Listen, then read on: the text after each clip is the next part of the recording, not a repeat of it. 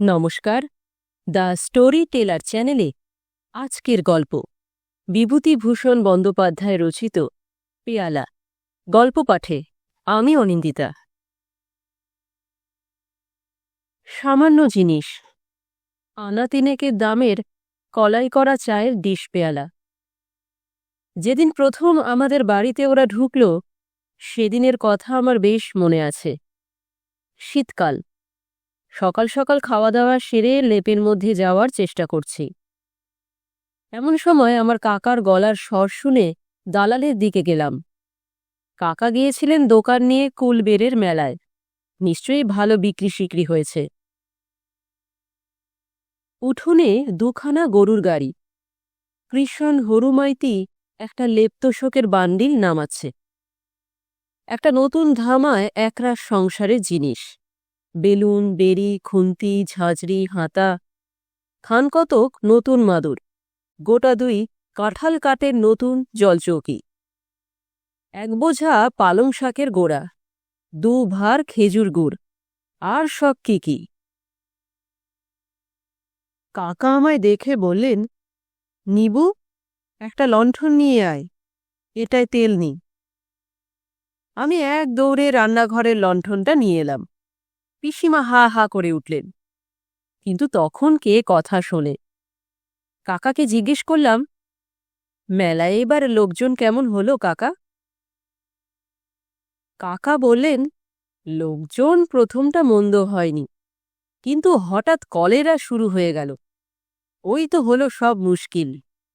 সব পালাতে লাগলো। বাওরের জলে রোজ ৫-৬টা মরা ফেলছিল। পুলিশ এসে বন্ধ করে দিল। খাবারের যত দোকান ছিল সব উঠিয়ে দিল। কিছুতেই কিছু হয় না, ক্রমে বেড়ে চলল।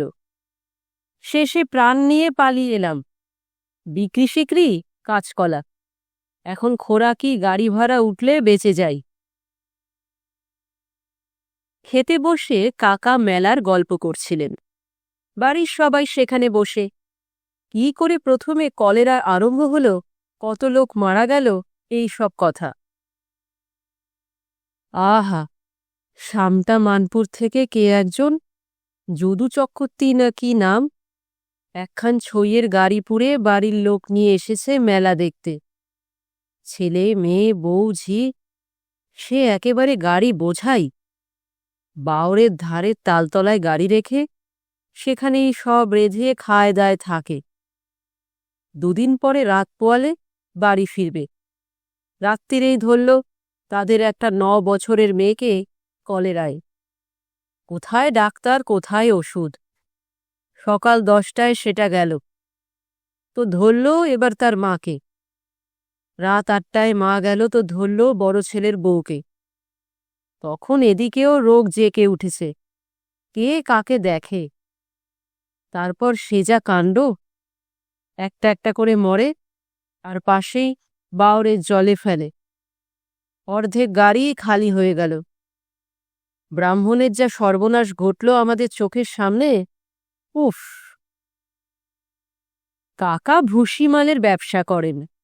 প্রায় 40 মণ সোনা মুগ মেলায় বিক্রির জন্য নিয়ে গিয়েছিলেন। মণ 12 না 13 কাটতে পেরেছিলেন। বাকি গরুর গাড়িতে ফিরে আসছে, কাল সকাল নাগাদ পৌঁছবে। গাড়িতে আছে আমাদের আড়তে সরকার হরিবিলাস মান্না। কাকা খেয়ে উঠে যাবার একটু পরেই কাকার ছোট মেয়ে মনু একটা কলাই করা পেয়ালা রান্নাঘরে নিয়ে এসে বলল, দেখো জ্যাঠাইমা, বাবা এনেছেন, কাল আমি এতে চা খাবো কিন্তু। হাতে তুলে সকলকে দেখিয়ে বলল, বেশ, কেমন না? মেলায় 3 আনা দরে কেনা। এই প্রথম আমি দেখলুম পেয়ালাটা। সে আজ 4 বছরের কথা হবে। তারপর বছর 2 কেটে গেল।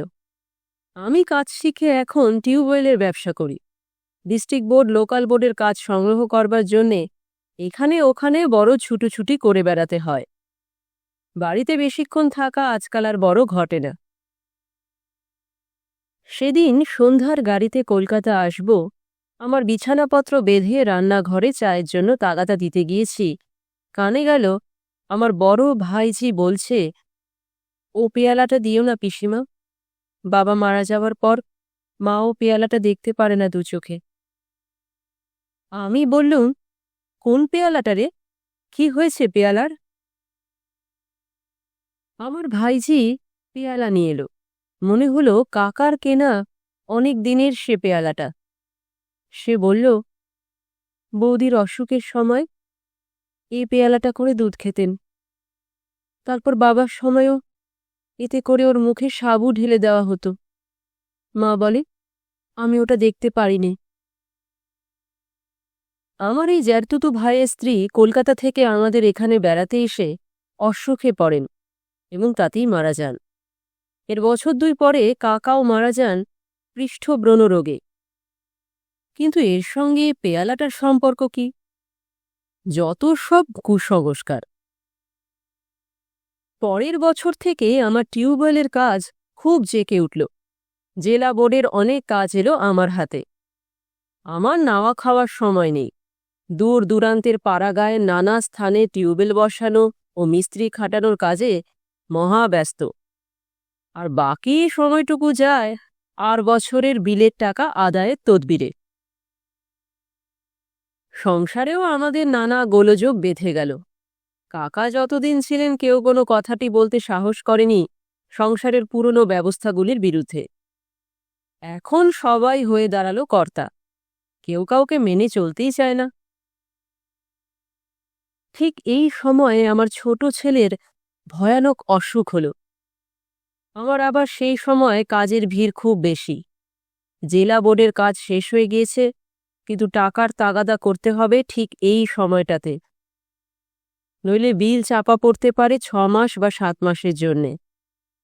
আমি আজ জেলা, কাল মহকুমা ছুটোছুটি করে বেড়াতে লাগলুম। এ মেম্বার ও মেম্বারকে ধরি যাতে আমার বিলের পাওনাটা চুকিয়ে দিতে তারা সাহায্য করেন। কাজ মিটিয়ে যখন বাড়ি ফিরলুম তখন ওদিকেও কাজ মিটে গিয়েছে। ছেলেটি মারা গিয়েছে। অবশ্যই চিকিৎসার ত্রুটি হয়নি কিছু, এই যা সান্ত্বনা। বছরের শেষে আমি শহরে বাসা করে স্ত্রী ও ছেলে মেয়েদের সেখানে নিয়ে এলাম। বাড়ির ওই সব দুর্ঘটনার পরে সেখানে আমাদের কারুর মন বসে না। তাছাড়া আমার ব্যবসা খুব জেঁকে উঠেছে। সর্বদা শহরে না থাকলে কাজের ক্ষতি হয়। টিউবওয়েলের ব্যবসাতে নেমে একটা জিনিস আমার চোখে পড়েছে। আমাদের দেশের বিশেষ করে পাড়াগাঁয়ের লোকেদের মতো অলস প্রকৃতির জীব বুঝি পৃথিবীর আর কোথাও নেই। অত অল্পে সন্তুষ্ট মানুষ যে কি করে হতে পারে সে যারা এদের সঙ্গে পরিচিত নন তাদের ধারণাতেও আসবে না। নিশ্চিত মৃত্যুকেও এরা পরম নিশ্চিন্তে বরণ করে নেবে। সকল রকম দুঃখ দারিদ্র্য অসুবিধেকে সহ্য করবে, কিন্তু তবু 2 পা এগিয়ে গিয়ে এর যদি কোনো প্রতিকার হয় তাতে রাজি হবে না। তবে এদের একটা গুণ দেখেছি, কখনো অভিযোগ করে না এরা, দেশের বিরুদ্ধেও না, দৈবের বিরুদ্ধেও না। বাইরে থেকে এদের দেখে যারা বলবেন এরা মরে গিয়েছে, এরা জড় পদার্থ মাত্র, ঘনিষ্ঠভাবে দেখলে কিন্তু তারা মত বদলাতে বাধ্য হবেন। এরা মরেনি, বোধহয় মরবেও না কোনো কালে। এদের জীবনী শক্তি এত অফুরন্ত যে অহরহ মরণের সঙ্গে যুঝে এবং পদে পদে হেরে গিয়েও দমে যায় না এরা, বা ভয় পায় না, প্রতিকার করতে ব্যস্ত হয়ে পড়ে না। সহজভাবেই সব মেনে নেয় সব অবস্থা। খারাপ বিলের পাট পচানো জল খেয়ে কলেরায় গ্রাম উচ্ছেদ হয়ে যাবে, তবু এরা টিউবওয়েলের জন্য একখানা দরখাস্ত কখনো দেবে না বা তদবির করবে না। কে অত ছুটোছুটি করে, কেই বা কষ্ট করে? শুধু একখানা দরখাস্ত করা মাত্র। অনেক সময় দরকার বুঝলে জেলা বোর্ড থেকে বিনা খরচায় টিউবওয়েল বসিয়ে দেয়, কিন্তু ততটুকু হাঙ্গামা করতেও এরা রাজি নয়। বাসায় একদিন বিকেলে চা খাওয়ার সময় লক্ষ্য করলুম আমার ছোট মেয়েটি সেই কলাই করা পেয়ালাটা করে চা খাচ্ছে। যদিও ওসব মানিনে, তবু আমার কি জানি কি মনের ভাব হলো। চা খাওয়া-টাওয়া শেষ হয়ে গেলে পেয়ালাটা চুপি চুপি বাইরে নিয়ে গিয়ে টান মেরে ছুঁড়ে ফেলে দিলুম পাঁচিলের ওধারে জঙ্গলের মধ্যে। কাকার বড় মেয়েটির বিয়ে হয়ে গিয়েছিল। ছোট মেয়েটির বয়স 10 বছর, খুব বুদ্ধিমতী। শহরের মেয়ে স্কুলে লেখাপড়া শেখাবো বলে ওকে বাসায় এনে রেখেছিলুম। স্কুলে ভর্তিও করে দিয়েছিলুম। মাস 5-6 কাটল। বৈশাখ মাস। এই সময়ে আমার টিউবওয়েলের কাজের ধুম। 8-10 দিন একাদিক্রমে বাইরে কাটিয়ে বাসায় ফিরি, কিন্তু তখনই আবার অন্য একটা কাজে বেরিয়ে যেতে হয়। এতে পয়সা রোজগার হয় বটে, কিন্তু স্বস্তি পাওয়া যায় না। স্ত্রীর হাতের সেবা পাইনে, ছেলে মেয়েদের সঙ্গ পাইনে, শুধু টোটো করে দূর দূরান্তর চাষা গা ঘুরে ঘুরে বেড়ানো, শুধুই এস্টিমেট করা, মিস্ত্রি খাটানো। মানুষ চায় দুদণ্ড আরামে থাকতে, আপনার লোকেদের কাছে বসে তুচ্ছ বিষয়ে গল্প করতে, নিজের সাজানো ঘরটিতে খানিকক্ষণ করে কাটাতে, হয়তো একটু বসে ভাবতে, হয়তো ছেলে মেয়েদের সঙ্গে একটু ছেলেমানুষি করতে। শুষ্ক টাকা রোজগারে এসব অভাব তো পূর্ণ হয় না। হঠাৎ চিঠি পেয়ে বাসায় ফিরলাম। কাকার ছোট মেয়েটির খুব অসুখ। আমি পৌঁছলাম দুপুরে। একটু পরে রোগীর ঘরে ঢুকে আমি থমকে দাঁড়িয়ে গেলুম। আমার পিসিমা সেই কলাই করা পেয়ালাটাতে রোগীকে সাবু না বার্লি কি খাওয়াচ্ছেন। আমি আমার মেয়েকে আড়ালে ডেকে জিজ্ঞাসা করলুম, ও পেয়ালাটা কোথা থেকে এলো রে? খুকি বলল, ওটা কুকুরেরা কিসে বনের মধ্যে ফেলেছিল বাবা, মনুদি দেখতে পেয়ে নিয়ে এসেছিল। সে তো অনেক দিনের কথা। পাঁচিলের বাইরে ওই যে বন, ওইখানে টেনে নিয়ে গিয়েছিল। আমি বিস্মিত সুরে জিজ্ঞেস করলুম, মনু নিয়ে এসেছিল? জানিস ঠিক তুই? খুকি অবাক হয়ে আমার মুখের দিকে চেয়ে বলল, হ্যাঁ বাবা, আমি খুব জানি। তুমি না হয় মাকে জিজ্ঞেস করো। আমাদের সেই যে ছোকরা চাকরটাকে কুকুরে কামড়েছিল না, ওই দিন সকালে মনুদি পেয়ালাটা কুড়িয়ে আনে। ওই পেয়ালাতে তাকে কিসের শেকড় পাচন খাওয়ানো হলো, আমার মনে নেই। আমি চমকে উঠলুম। বললুম, কাকে রে? রামলগনকে? হ্যাঁ বাবা, সেই যে তারপর এখান থেকে চলে গেল দেশে, সেই ছেলেটা। আমার সারা গা ঝিমঝিম করছিল। রামলগন কুকুরে কামড়ানোর পর দেশে চলে গিয়েছিল, কিন্তু সেখানে যে সে মারা গিয়েছে এ খবর আমি কাউকে বলিনি। বিশেষ করে গৃহিণী তাকে খুব ভালোবাসতেন বলেই সংবাদ তার বাসায় জানায়নি। আমাদের টিউবওয়েলের মিস্ত্রি শিবশরণের শালির ছেলে সে, সেই খবরটা মাসখানেক আগে আমায় দেয়।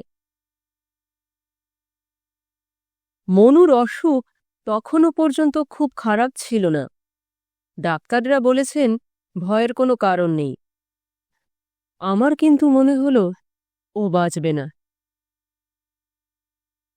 ও পেয়ালাটার ইতিহাস এ বাসায় আর কেউ জানে না। অসুখের সময় যে ওতে করে কিছু খেয়েছে সে আর ফেরেনি। জানত কেবল কাকার বড় মেয়ে, সে আছে শ্বশুরবাড়ি। পেয়ালাটা একটু পরেই আবার চুপি চুপি ফেলে দিলুম। হাত দিয়ে তোলবার সময় তার স্পর্শে আমার সারা গা শিউরে উঠল। পেয়ালাটা যেন জীবন্ত। মনে হলো যেন একটা ক্রূর জীবন্ত বিষধর সাপের বাচ্চার গায়ে হাত দিয়েছি, যার স্পর্শে মৃত্যু, যার নিঃশ্বাসে মৃত্যু। পরদিন দুপুর থেকে মনুর অসুখ বাঁকা পথ ধরল। 9 দিনের দিন মারা গেল। আমি জানতুম ও মারা যাবে। মনুর মৃত্যুর পরে পেয়ালাটা আবার কুড়িয়ে এনে ব্যাগের মধ্যে পুরে কাজে বেরুবার সময় নিয়ে গেলুম। 7-8 ক্রোশ দূরে একটা নির্জন বিলের ধারে ফেলে দিয়ে হাঁপ ছেড়ে বাঁচলুম। শোকের প্রথম ঝাপটা কেটে গিয়ে মাস 2 পরে বাসা একটু ঠান্ডা হয়েছে তখন। কথায় কথায় স্ত্রীর কাছে একদিন এমনি পেয়ালাটার কথা বলি। তিনি আমার গল্প শুনে যেন কেমন হয়ে গেলেন, কেমন এক অদ্ভুত দৃষ্টিতে আমার দিকে চেয়ে রইলেন। মুখ দিয়ে তার কথা বেরুল না। আমি বললুম, বোধহয় অত খেয়াল করে তুমি কখনো দেখনি, তাই ধরতে পারোনি। আমি কিন্তু বরাবর। আমার স্ত্রী বিবর্ণ মুখে বললেন, বলবো একটা কথা, আজ আমার মনে পড়ল। একটু চুপ করে থেকে বললেন, খোকা যখন মারা যায় ৮ বছর আষাঢ় মাসে, সেই কলাই করা পেয়ালাটাতে তাকে ডাবের জল খাওয়াতুম। আমি নিজের হাতে কতবার খাইয়েছি। তুমি তো তখন বাইরে বাইরে ঘুরতে, তুমি জানো না। আমার কোনো উত্তর খানিকক্ষণ না পেয়ে বললেন, জানতে তুমি এ কথাটা? না, জানতুম না অবশ্যই, কিন্তু অন্যমনস্ক হয়ে আরেকটা কথা মনে তোলাপাড়া করছিলুম। পেয়ালাটা আমাদের ছেড়েছে তো, ওটাকে কেন তখন ভেঙে চুরমার করে নষ্ট করে দিইনি? আবার কোনো উপায়ে এসে এ বাড়িতে ঢুকবে না তো?